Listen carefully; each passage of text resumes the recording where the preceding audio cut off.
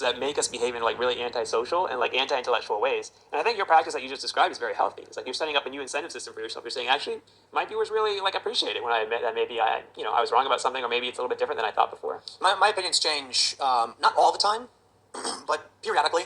Like, fairly absolute on 2A.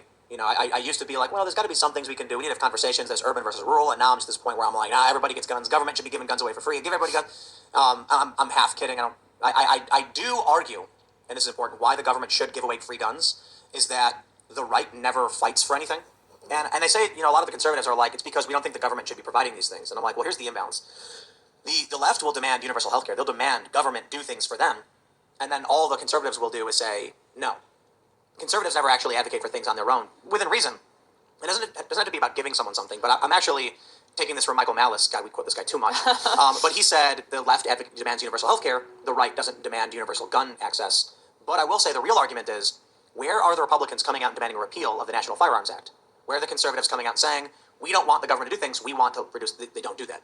So you end up with the left constantly demanding things and taking it, and the right doing a whole lot of just saying stop. Yeah, I mean, I've written a couple pieces actually for the Washington Examiner, which is like a DC-based magazine that's right-leaning, is like kind of center-right or right of center, about sort of the debates within the conservative movement about where their governing philosophy should be going in the next few years. And I think for many years, the conservative movement has basically been tantamount, in many ways, to the libertarian movement, right? Like their general philosophy is government should take their hands off stuff, we should spend less money, we should have less regulations, and we should just embrace personal responsibility and individual freedom.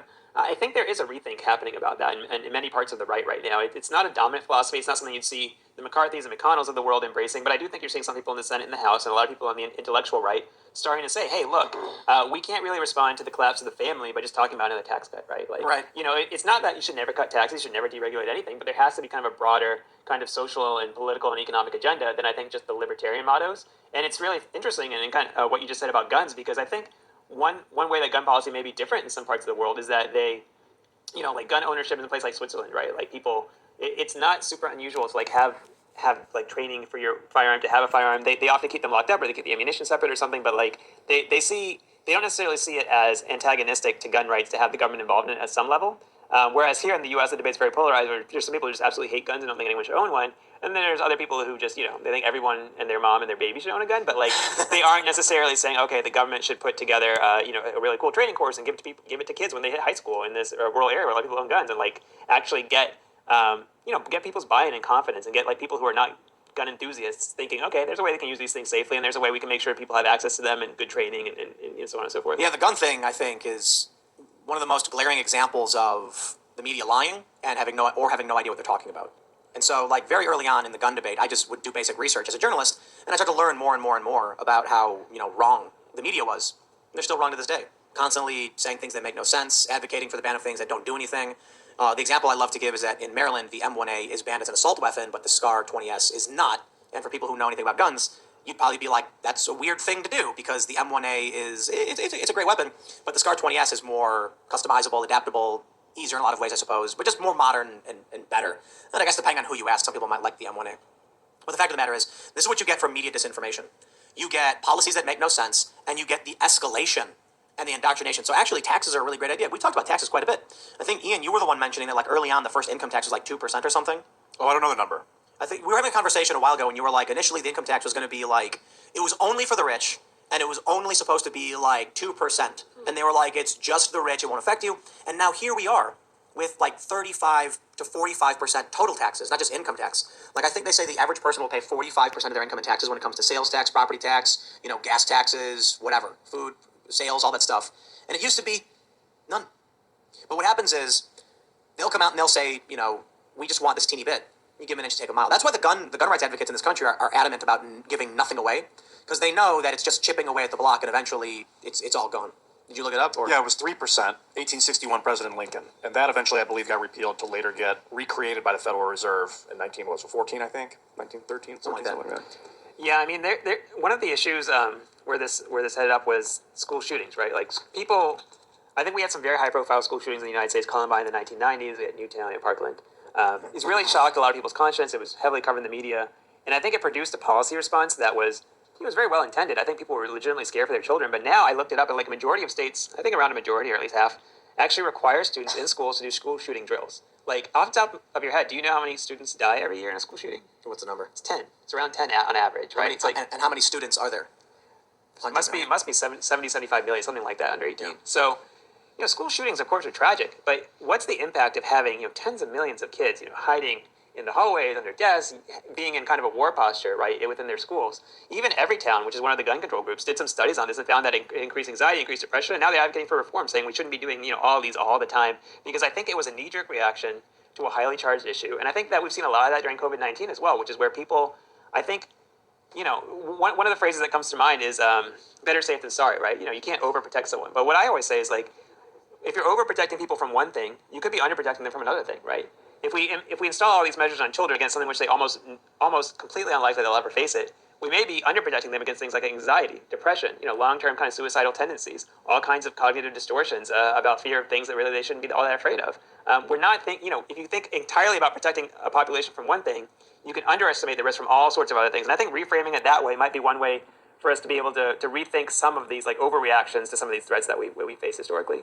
There's like a matrix kind of red pill, blue pill phenomenon I'm seeing from this that's causing, I'll just call it societal collapse. What I mean to say is, when you're inundated by a certain subject matter, school shootings, police brutality, whatever, on social media, and then the algorithm keeps feeding you that content, and then you come to perceive that as the only existence, as the real world, you're basically in this matrix. You are in the algorithm's world. Now, being fed these stories, you'll immediately become an advocate, saying, like, we have to stop this, and you'll start giving your energy and power to politicians who don't actually care to solve any problems, just exploit your fears.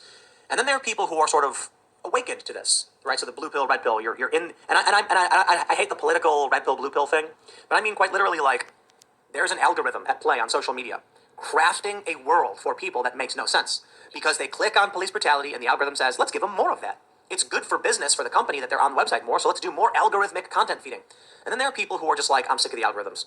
I'm just going to shuffle it up. I want to read. I'm going to investigate on my own. And then they break out of that system and say, hey, wait a minute, something's not right here. Now, the problem is we're having this conversation about the rarity of school shootings, the rarity of unarmed black men being killed by police. Both circumstances extremely awful and shouldn't happen. And we should do what we can to make sure they don't happen, but extremely rare.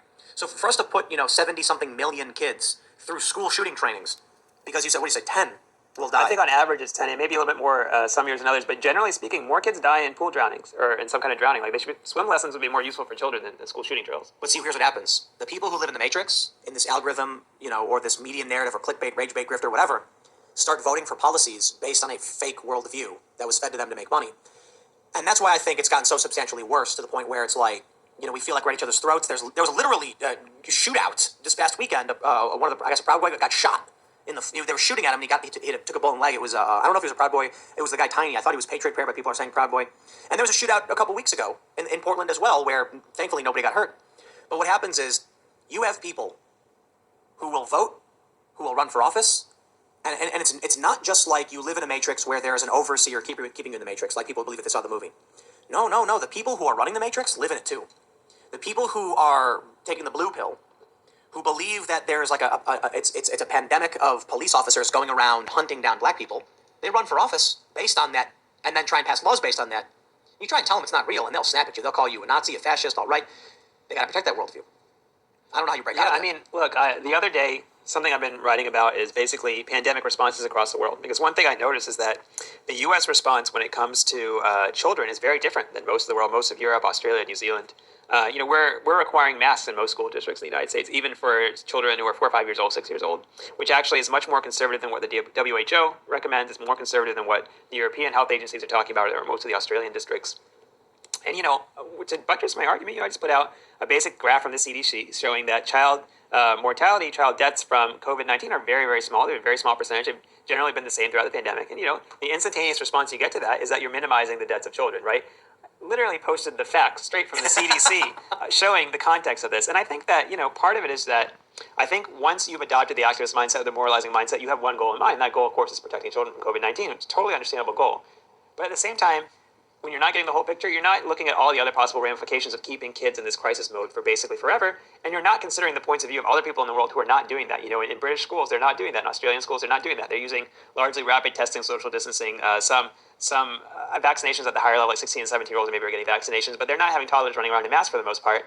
And UK has had the Delta variant. You know, they've had this experience, they've seen this movie, and yet they're not doing it. I think we're not really giving any weight to their concerns because we fixate so much on one problem.